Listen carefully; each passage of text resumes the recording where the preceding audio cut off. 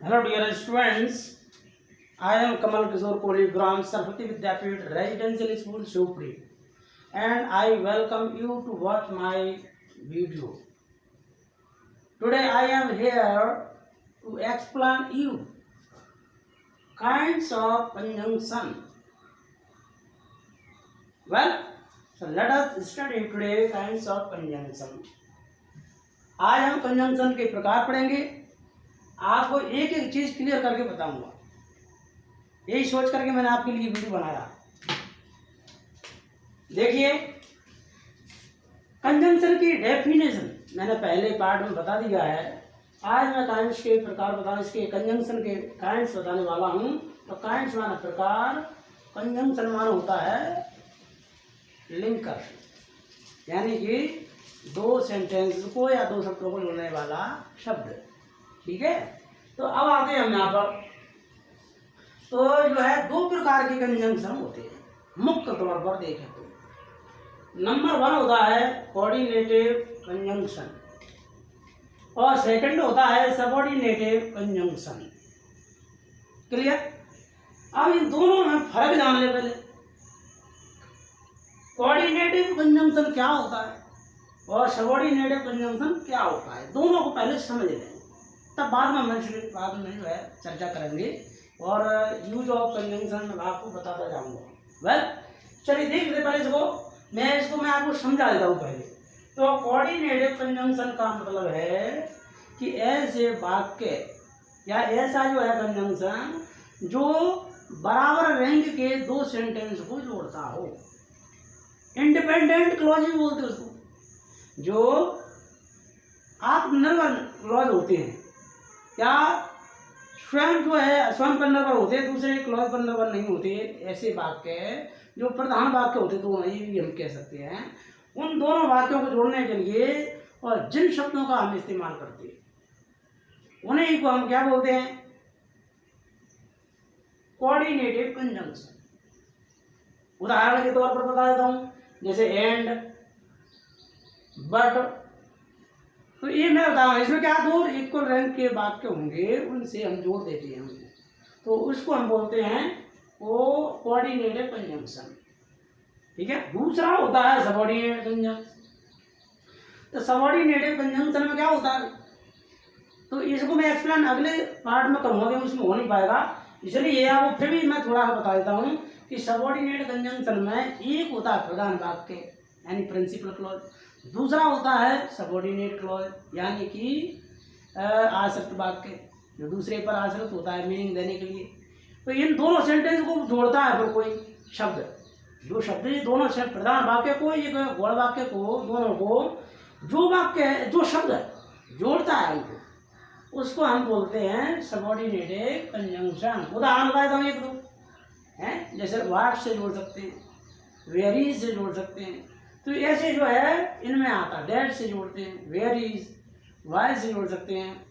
तो इस तरीके के वाक्य होते हैं, उनको मैं अगले पार्ट में एक्सप्लेन करूंगा। पहले हम समझ लेते हैं कोऑर्डिनेटिव कंजंक्शन क्या होती है। अब इसके देखो दो प्रकार भी, 4 प्रकार होते हैं इसके भी। 4 प्रकार समझ लेने के बाद फिर मैं एक एक करके लूंगा। ठीक है, देखिए नंबर 1 कम्युलेटिव कंजंक्शन। अब कम्युलेटिव क्या होता है भाई, कम्युलेटिव ऐसा कंजंक्शन जिसमें जोड़ने का बोध कराया जाता हो। जैसे एंड है तो ये जोड़ का बोध करा है, जोड़ का है ना, ये लगाता है योग दर्शक। जैसे एंड, बोध, नॉट ओनली बट ऑल्सो, जिनमें आप 2-3 प्रकार लिख दिए हैं ये उदाहरण के तौर पर। तो इसको बोलते हैं हम कम्युलेटिव कंजंक्शन। वेल, अब हमारे जैसे ये भी दिए थे और भी दिए थे, टूल का है, एज वेल एज लिखा हुआ है, no less than, EDC. Well, तो अब आते हम अल्टरनेटिव। अल्टरनेटिव माना होता है चॉइस जिसमें बताई जाती है, या तो आप कीजिए इस काम को या फिर वो करेंगे, या तो आप आएंगे या फिर वो आएंगे, ना ही आप करेंगे इस काम को ना ही वे कर रहे हैं। तो ये चॉइस बताएगी, ना ही मैं अंग्रेजी पढ़ूंगा ना ही मैथमेटिक्स पढ़ूंगा, तो फिर क्या करेंगे भाई। तो ये ऐसे जो है इसमें सेंटेंस जोड़ने के लिए ऐसे वैकल्पिक जो इसको बोलते हैं, जैसे नाइदर नॉट या नीदर ईदर और अदरवाइज एल्स, इनमें जी प्रयोग की जाती है। इसमें क्या है, चॉइस बताई जाती है।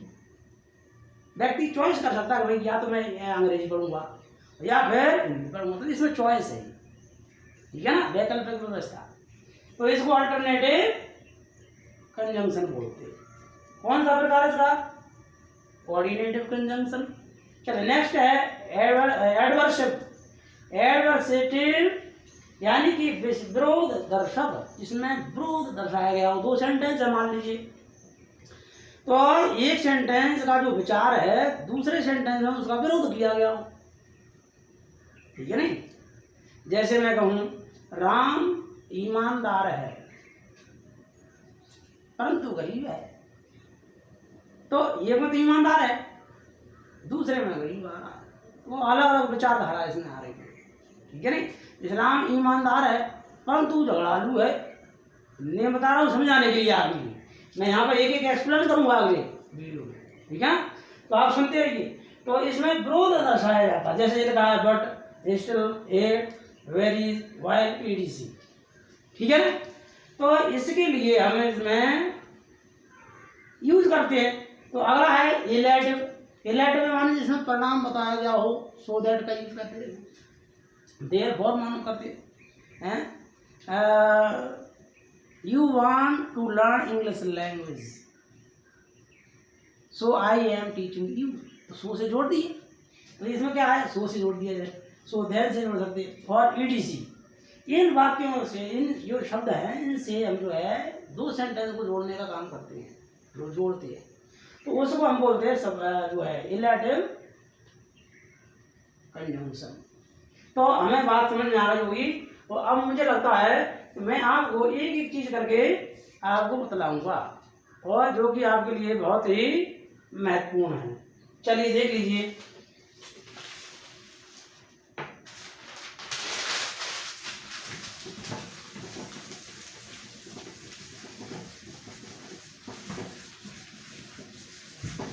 तो आपके लिए ये मैं विशेष तौर से एक एक चीज समझाऊंगा, आराम से समझाऊंगा।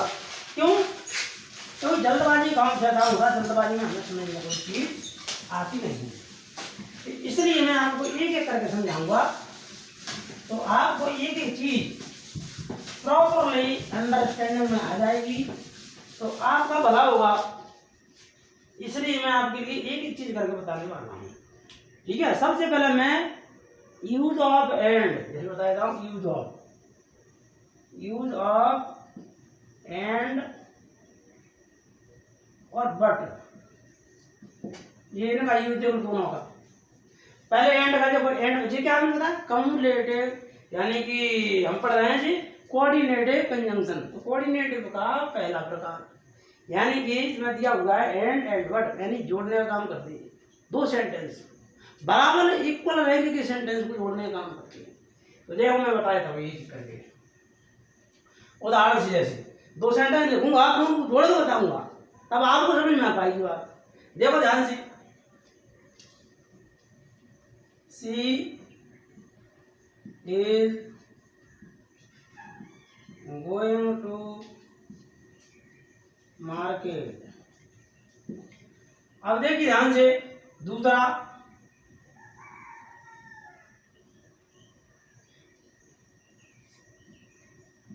सी इज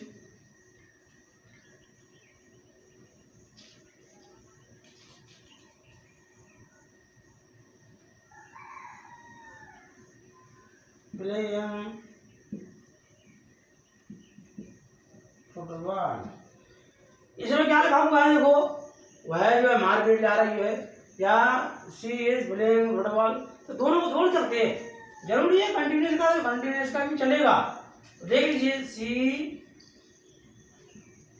इज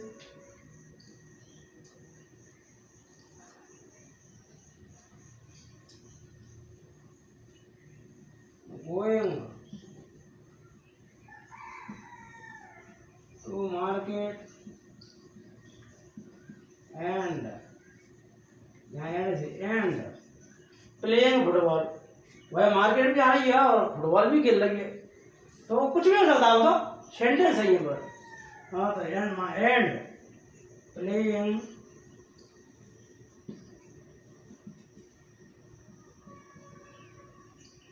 फुटबॉल, इस तरीके से।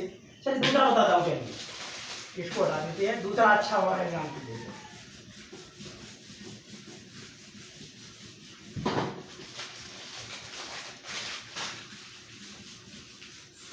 अब देखिए अगला,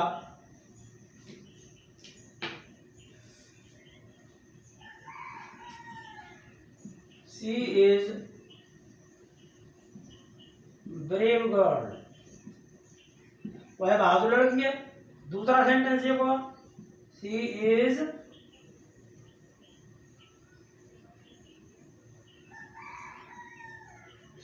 इज बोल्ड, और शी इज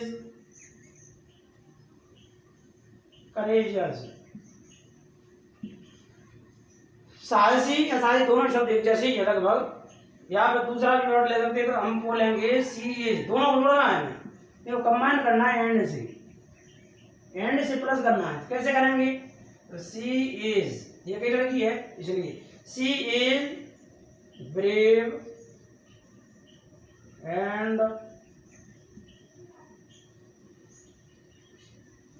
करेजियस गर्ल, वह बहुत बहादुर और निडर लड़की है।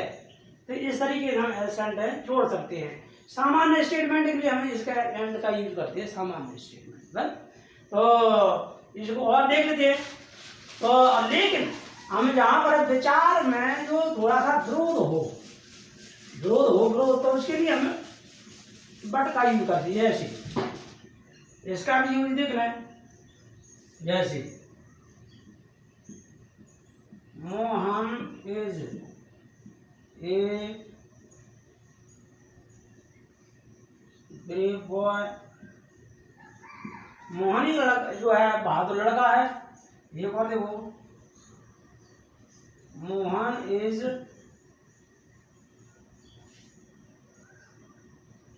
ए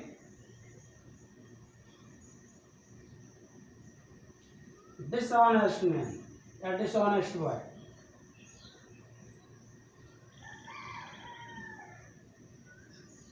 और इसको हमें जोड़ना है बट से, तो कैसे जोड़ेंगे, विपरीत विचारधारा है। क्यों, क्योंकि एक सेंटेंस में बताया गया है बहादुर है, बहुत अच्छा पॉजिटिव पॉइंट है, इसमें पॉजिटिव पॉइंट है। वैसे डिसऑनेस्ट बॉय माना है जो है बेईमान लड़का, खराब लड़का, माइनस का पॉइंट है। इसलिए दोनों सेंटेंस को जोड़ेंगे, विपरीत विचारधारा है तो इसमें बट का यूज करेंगे। कैसे करेंगे, देखो, मोहन इज ए ब्रेव, लड़का ये कैसे होगी, बट इसलिए Mohan is a brave and, हाँ brave and sorry brave but dishonest boy.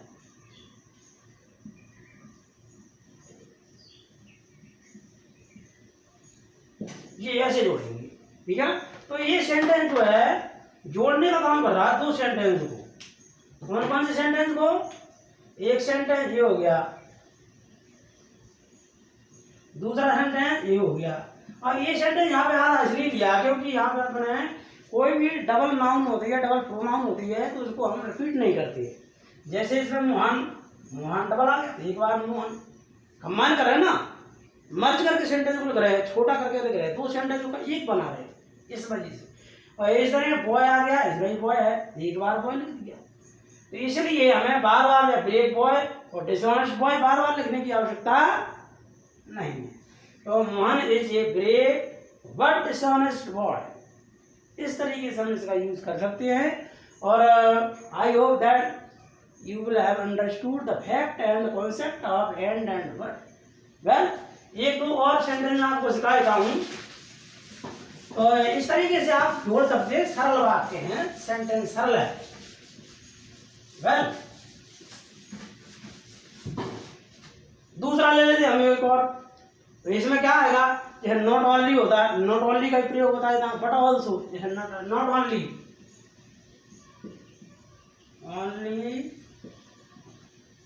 But also. कैसे बोला भाई? जैसे मोदी जी एक अच्छे राजनेता नहीं बल्कि एक समाज सेवक भी है। इस तरीके से जैसे मोदी जी, मैं हिंदी में कहता हूँ, मोदी जी एक अच्छे राजनेता ही नहीं बल्कि एक अच्छे समाज सुधारक या समाज सेवक भी है। सुधारक की जगह हम समाज सेवक ले सकते हैं। समाज सेवक भी है। इस तरीके से बनाना। तो इसमें नॉट ओनली का यूज करें। नॉट ओनली क्या हो जाएगा कि दो वाक्य आ रहे कौन कौन से? एक राजनेता भी है और एक समाज सुधारक, दो सेंटेंस हो गए। इसलिए हम इनको जो है बोलेंगे। कैसे बोलेंगे? देखो, Modi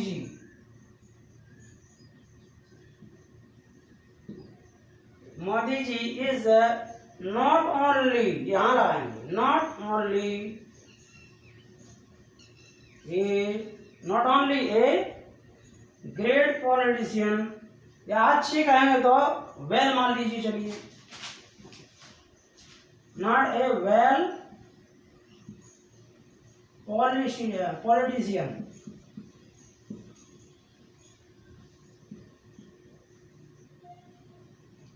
Modi ji is not only a well politician but also, but also a great, but also a well public servant,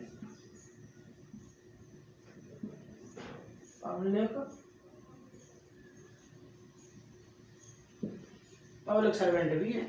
तो इस तरीके से हम जो है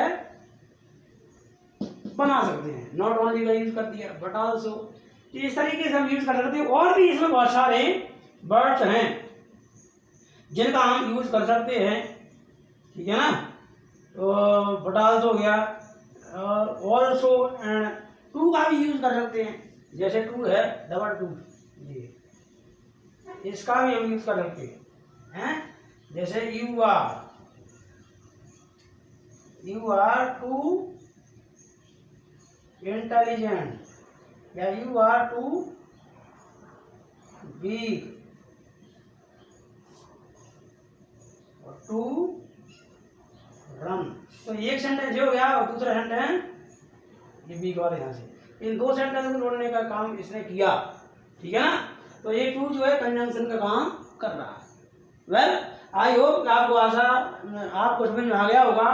और please keep watch my video always so that you can understand the fact and the concept of English language. Well, you will learn and you can improve your English language by watching my videos so regularly. Well, thank you to watch my videos.